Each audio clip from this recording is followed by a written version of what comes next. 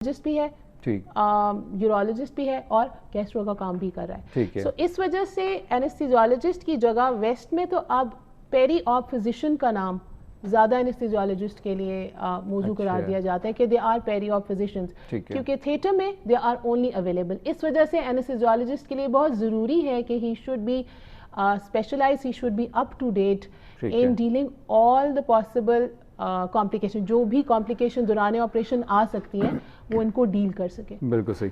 अच्छा डॉक्टर साहब, ये जो आपने बात की कि किस किस्म का एनेस्थीसिया देना है, तो क्या डिफरेंट टाइप्स हैं एनेस्थीसिया की? जी बिल्कुल, मैंने आपको जैसे पहले भी बताया है कि एक जनरल एनेस्थीसिया होता है जिसमें मरीज़ को पूरा सुला दिया जाता है। उसमें मुकम्मल तौर पे मरीज़ जो होता है वो सांस लेने के हवाले से भी मशीन पे डिपेंडेंट होता है और एनेस्थीसियोलॉजिस्ट पे डिपेंडेंट होता है, अल्लाह की ज़ात की बात। और उसके बाद वो अलाउ कि आप उसके ऊपर सर्जन जो है वो सर्जरी करें या जो भी प्रोसीजर है।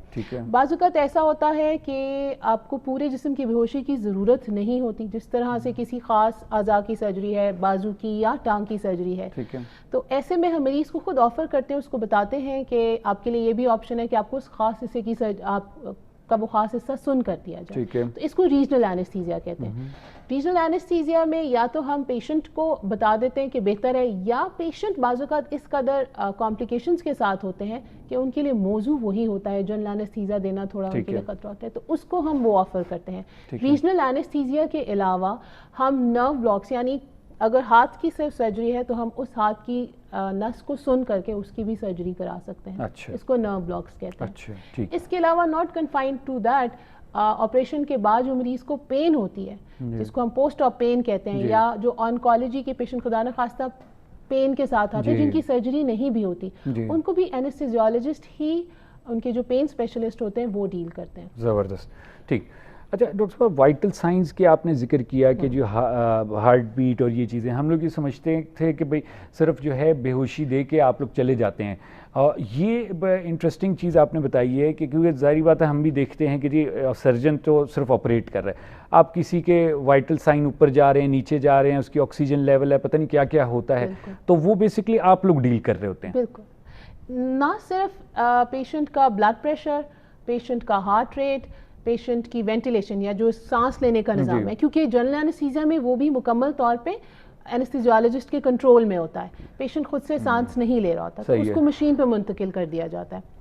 ना सिर्फ ये चीज़ें हम लोग कंट्रोल कर रहे होते हैं, बल्कि दौरान ऑपरेशन अगर पेशेंट को ब्लड लॉस हो रहा है तो उसको फ्लूइड कितना रिप्लेस करना है, और उसके अलावा उसकी बॉडी का टेम्परेचर मेंटेन करना, उसकी शुगर्स वगैरह चेक करना, ये सब इसी ज़ुमरे में आता है। और आपने ये कंटिन्यूसली मॉनिटर हो रही होती है, ना सिर्फ इसकी मॉनिटर हो रही होती है बल्कि ये continuously is been written down on papers, ताकि हमारे पास इसका रिकॉर्ड मौजूद हो। और ये गलत फहमी कि एनेस्थीसियोलॉजिस्ट सिर्फ बेहोश करके चला जाता है, तो इट्स नॉट पॉसिबल, बिकॉज फिर वही वाली बात है, over the evolving years patient safety ही चीज़ है जो कि ऊपर आई है, मोर्टेलिटी ही है जो कम हुई है, और उसको कम करने में मेरे ख्याल में इस एनेस्थीसियोलॉजिस्ट का बहुत बड़ा रोल है।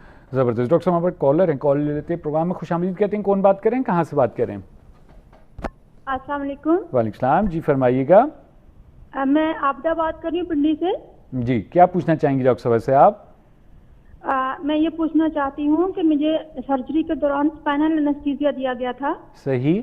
और उसके बाद मुझे उसी पॉइंट पे जहाँ इंजेक्शन लगाया गया एनेस्थीसिया का, वहाँ दर्द रहता है, लेकिन एनेस्थीसिया डॉक्टर नहीं मानता, वो कहते हैं एनेस्थीसिया से कभी बैक में पेन नहीं होता, जबकि मेरे हो रहा है। सही है, सही, ठीक। अच्छा, कितना अरसा हो गया आपको? ये मुझे 1.5 साल पहले ऑपरेशन हुआ था, और उसी पॉइंट पे दर्द होता है जहाँ स्पाइनल एनेस्थीसिया दिया गया, लेकिन डॉक्टर कहते हैं नहीं नहीं ये नहीं होता, इससे नहीं होता एनेस्थीसिया से। मैंने उनसे कहा कि आप जो बुक में पढ़ा है आपने वो आप बोल रही है, लेकिन जो आप सामने मैं बता रही हूँ आपको कि उसी पॉइंट पे मेरे दर्द हो रहा है, आप नहीं मान रहे। बिल्कुल सही। मेरे ख्याल से कॉल ड्रॉप हो गई है। बहुत शुक्रिया आपने कॉल की। डॉक्टर साहब इस पे बात करेंगी। आपका जो गिला है वो ठीक है, लेकिन सेकंड ओपिनियन लेना जो है बहुत अच्छा होता है। अगर एक डॉक्टर से आपको जो है सही गाइडेंस नहीं मिल रही विद एनी रीज़न, तो आप किसी दूसरे डॉक्टर से सेकंड ओपिनियन लें।